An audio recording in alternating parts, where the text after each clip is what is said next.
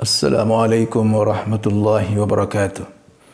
Alhamdulillahi rabbil alamin. Wassalatu wassalamu ala asyrafil anbiya wal mursalin. Sayyidina Muhammadin wa ala alihi wa sahbihi ajma'in, amma ba'du. Saudara-saudara, kembali saya menyapa di malam ke-28 bulan Ramadan dari Fakultas Teknologi Industri Universitas Muslim Indonesia. Saudara-saudara yang dimuliakan Allah Subhanahu wa taala. Kita sebagai umat Islam selalu berpikir bagaimana selalu berbuat baik di mana dan kemanapun kita berada. Dan kebaikan yang tertinggi dalam Islam adalah kebaikan yang berhubungan dengan keimanan kita dalam Islam ini.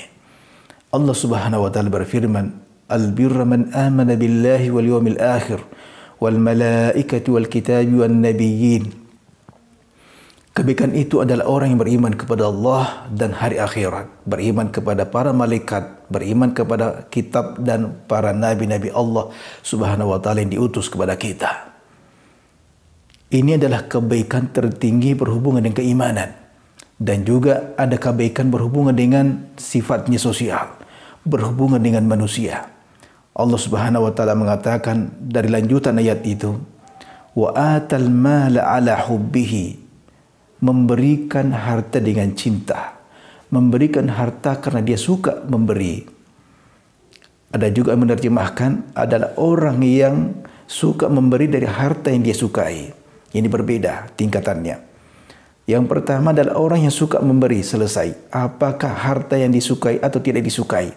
Karena ada orang yang suka memberi dari hartanya yang dia tidak sukai. Karena mungkin sudah tidak cukup dia pakai, atau karena ada bekas, atau karena memang sudah tidak berguna lagi harta itu. Tetapi pemberian yang paling tertinggi adalah kita memberikan dari harta yang paling kita sukai, atau kita suka memberi dari harta yang paling kita sukai. Makanya Allah Subhanahu wa taala berfirman, "Lan tanalul birra hatta tunfiqu mimma tuhibbun." Engkau tidak akan mendapatkan sebuah kebaikan dari apa yang kau infakkan kecuali engkau memberikan apa yang engkau sukai. Nah, ketika ayat ini turun, beberapa sahabat-sahabat Nabi sallallahu alaihi wasallam langsung mensedekahkan, menginfakkan kebun yang paling dia sukai. Langsung disedekahkan kudanya, ontanya yang paling dia sukai. Langsung dia merdekakan hamba sahayanya yang paling dia sukai, yang paling dia sayangi. Ini luar biasa, menyedekahkan dari hartanya yang paling dia sukai. Nah, ini sangat penting saudara-saudaraku. Apabila kita melaksanakan hal seperti ini, lumayan kalau kita itu suka bersedekah. Karena orang yang suka bersedekah, ada tanda-tandanya orang itu adalah ahli akhirat, bukan ahli dunia. Adalah orang yang cinta akhirat, bukan cinta dunia. Orang yang meletakkan dunia di tangannya dan tidak meletakkan dunia di hatinya. Makanya satu saat Ali karamallahu wajhah mengatakan, orang yang cinta akhirat dan orang yang cinta dunia apa bedanya? Ali karamallahu wajhah mengatakan, "Idza ja'aka syakhsun talaba minka malan fatafrah fa innaka min ahli akhirah." Kalau ada orang yang datang kepadamu, dia minta sesuatu kepadamu dan kau suka, maka engkau adalah orang yang ahli akhirat. Cinta akhirat namanya. Apabila ada orang yang datang kepadamu dan engkau membenci dari permintaan itu, kau tidak suka dia meminta kepadamu, maka itu artinya engkau masih suka dunia. Saudara-saudaraku, sekarang apa yang kita berikan? Wa atal mala ala hubbihi dzawil qurba. Salah satu bentuk kebaikan kita adalah apabila kita memberikan harta itu dengan cinta, atau dari harta yang kita sukai kepada siapa? Yaitu kepada zawil qurba, orang-orang dekat kita, keluarga kerabat kita, mulai dari istri, anak kita, suami kita, nenek kita, kedua orang tua kita, paman kita, saudara-saudara kita, itu keluarga besar kita. Kita dahulukan infak kita, sedekah kita kepada mereka. Nah, selain zakat ini yang tidak bisa diberikan kepada keluarga dekat kita, namanya istri, anak kita, kedua orang tua kita, nenek kita. Nah, infak sedekah ini bisa kita berikan kepada mereka. Umum sifatnya. Nah, zakat ini juga bisa diberikan kepada saudara-saudara kita yang kelilit utang. saudara kandung kita, selain daripada sedekah itu. Nah, karena sedekah ini bisa kita berikan, kita dahulukan kepada keluarga besar kita. Nah, apabila kita ini pusatkan seperti ini, kita dahulukan kepada mereka, maka saya kira seluruh keluarga-keluarga dalam masyarakat kita ini akan jaya, akan makmur. Kenapa? Karena setiap daripada keluarga itu ada yang bertanggung jawab memberikan nafkah kepada mereka.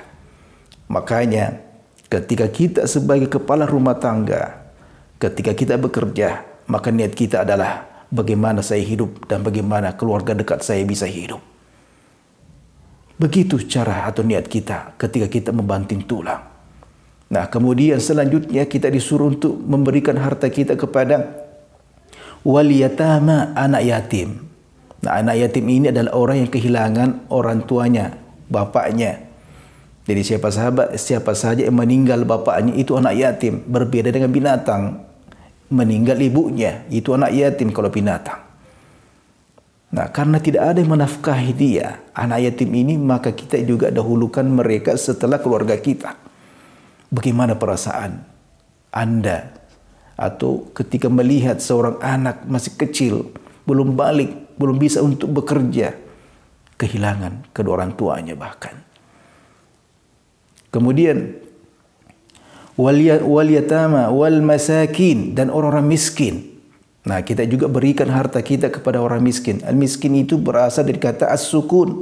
As-sukun itu artinya tidak bekerja, tidak berbuat, tidak bisa bergerak. Artinya tidak mampu untuk mendatangkan uang, tidak bisa lagi bekerja banting tulang karena umurnya atau karena kesakitan dan seterusnya.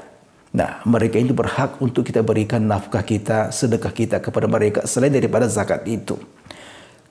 Kemudian wal masakin wa banas sabil. Wa banas sabil ini adalah orang yang berjalan musafir, mungkin karena terputus hubungannya dengan keluarganya sehingga hartanya juga terputus. Orang-orang seperti ini juga berhak kita berikan sedekah dan infak kita selain daripada zakat. Nah, kemudian wa banas sabil wasailin, orang-orang yang meminta atau pengemis, peminta-minta atau siapa saja yang meminta tanpa melihat tingkat sosial mereka, apakah itu kaya atau miskin, siapa saja yang minta kita berikan. Bahkan kata Nabi sallallahu alaihi wasallam mengatakan, "Utus sa'il wa in ja'a min zahri farasin."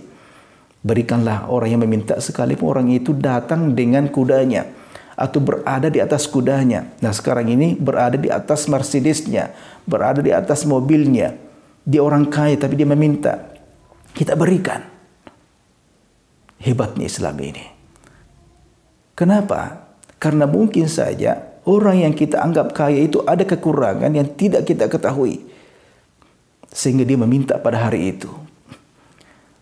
An tukhti'a fil ata'i khairum min an tusiba fil man'i. Ya, kita salah dalam memberi itu lebih baik daripada kita benar dalam tidak memberi. Artinya bagaimana? Ada orang yang kita berikan sesuatu, terus kita lihat, wah ini saya salah kasih ini. Itu tidak ada masalah, itu lebih baik daripada kita ini tidak memberi dan betul-betul memang tidak pantas untuk diberikan. Oh, orang ini tidak pantas kita berikan. Kenapa? Karena sudah kaya, sudah lumayan hidupnya.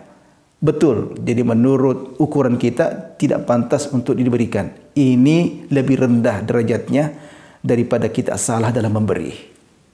Itu hebatnya namanya memberi. Makanya saya teringat dengan Fatimah Az-Zahra, anaknya Rasulullah sallallahu alaihi wasallam, ketika ditanya karena beliau lagi menggosok-gosok uangnya, dibersihkan uangnya sampai mengkilat uangnya.